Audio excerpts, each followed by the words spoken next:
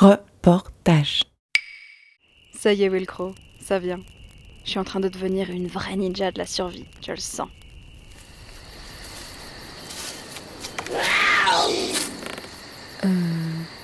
C'est quoi ça?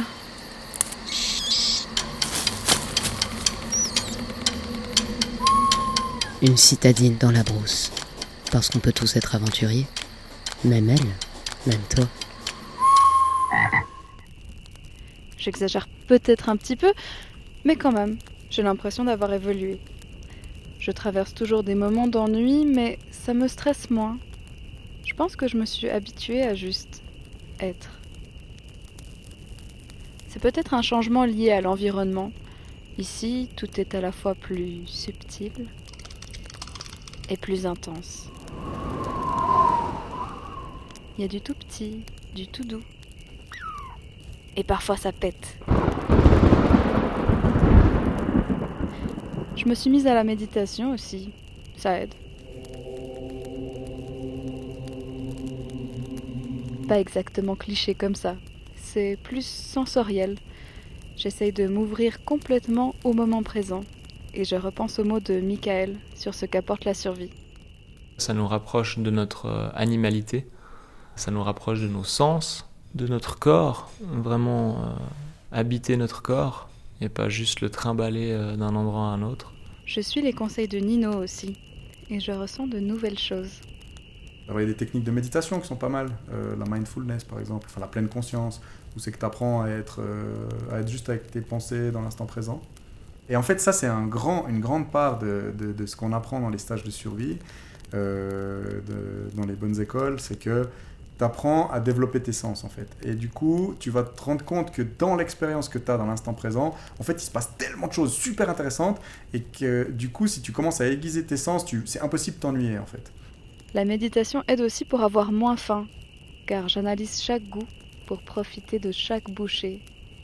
J'ose aussi goûter des choses nouvelles.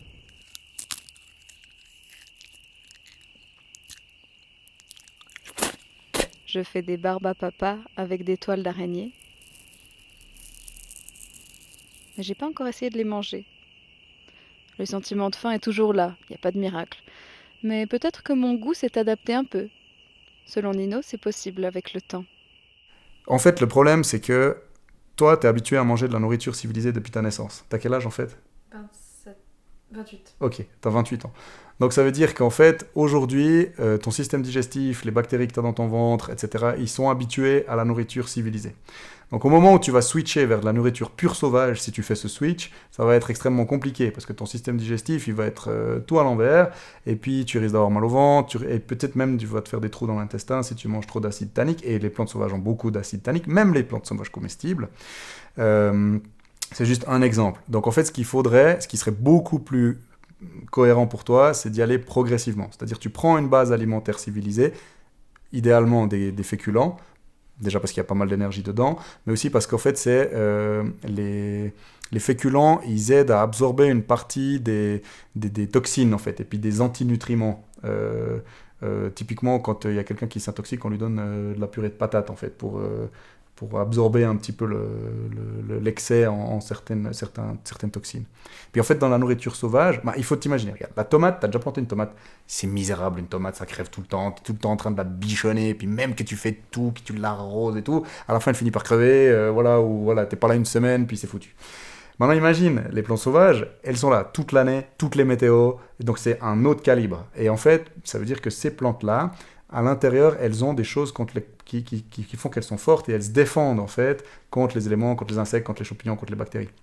Et du coup, ces trucs-là, c'est des trucs un peu durs, chimiquement, donc c'est un peu violent. Et du coup, quand tu vas manger ces plantes, tu vas manger aussi ces trucs violents. Et ça s'appelle des antinutriments. En petite quantité, c'est pas un problème, mais si tu le prends en grande quantité, tu commences à avoir des problèmes. Et du coup, tu vas devoir t'adapter à ça. Et il faut vraiment... Alors, une personne civilisée, ça se peut qu'il lui faille des années pour pouvoir complètement profiter de la nourriture sauvage. Au moins, maintenant, j'arrive à attraper des orties à main nue. Bon, ça fonctionne pas à tous les coups. En fait, il faut la prendre par en dessous et toujours la caresser dans le sens du poil. Et pour la manger crue, il faut en faire une petite boulette. D'ailleurs, j'ai aussi moins peur d'essayer d'ingérer de nouvelles choses. La notion de survie a commencé à glisser vers celle de jeu. Un jeu vers une meilleure connaissance de mon environnement et de moi-même. Je me mets pas particulièrement de limites. Je suis pas dans le jugement. En fait, les seuls enjeux viennent de moi-même à moi-même. Donc, pourquoi se limiter ?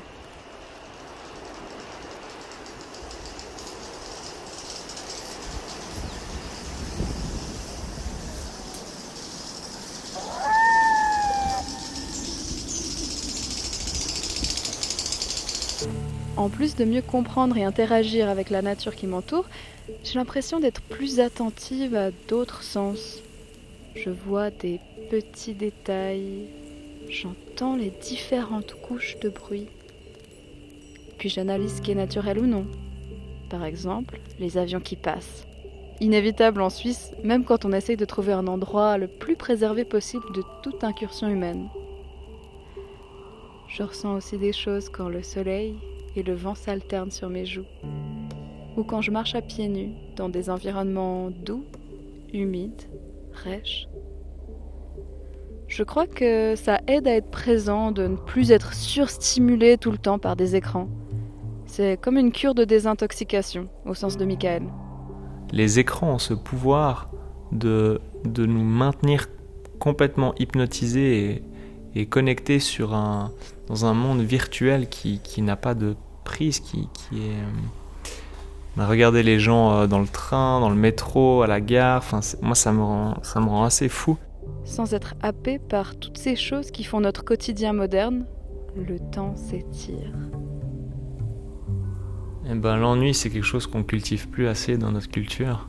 C'est quelque chose d'assez magique, parce qu'il permet la rêverie, permet d'avoir des idées, permet la créativité. Après, peut-être que l'ennui devient embêtant si on le fait se prolonger, mais des moments d'ennui, je pense, c'est très riche. Et puis ça permet aussi la contemplation, regarder les paysages. J'ai pas l'impression de vraiment, dans mes voyages, de vraiment m'ennuyer, de vraiment être, que ce soit un sentiment de mal-être. Et pourtant, il y a plein de moments où je faisais rien, où j'étais juste dans l'instant présent, à contempler, et puis à rêver un petit peu. Il y a beaucoup de rêverie et de contemplation dans mon aventure. C'est absolument pas ce que j'avais imaginé. Finalement, je suis presque plus dans ma tête que dans mon corps.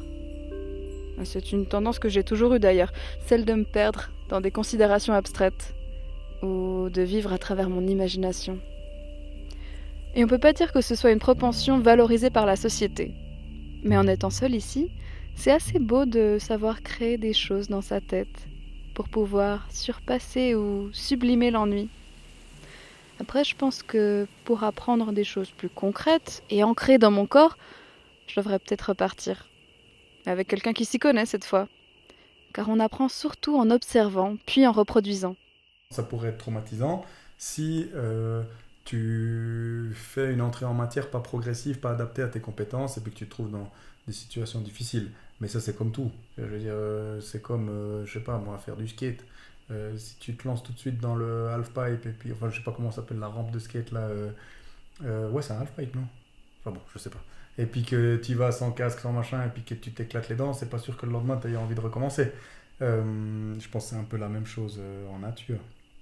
Mais effectivement, le risque que tu deviennes accro, pour moi, est très élevé quand même. Parce que moi, c'est ce qui m'arrive, et c'est que je me rends compte que quand je suis dehors, je vis de manière beaucoup plus intense ma vie que quand je suis à l'intérieur. En fait. La civilisation, c'est aussi ça. C'est un peu, on veut plus s'exposer à des risques, on fait hyper attention d'être dans des zones sûres, du coup on a des routines, voilà, puis ça devient vite assez ennuyeux. Quand tu es dehors, tu es exposé en fait. D'un jour à l'autre, les conditions peuvent être complètement différentes, et puis ta vie, elle est différente. S'il y a une tempête, le lendemain, il n'y a plus de nourriture.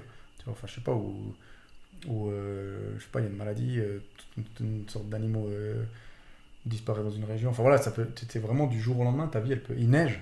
C'est genre, là, t'es tranquille, puis après, il neige 1 mètre. Purée, ta vie, c'est complètement différent. Donc un jour, t'es le pape, et puis un jour, t'es le clochard. Quoi. D'ailleurs, ça me donnerait presque envie de repartir, mais dans des conditions différentes. Peut-être avec Nino. Une citadine dans la brousse. Un podcast de Maëve Plenès et Audrey Bercier. Musique par Zéo Macanino. Générique, Mathilde Morel et Audrey Bercier. Ce podcast est produit par Rebelle.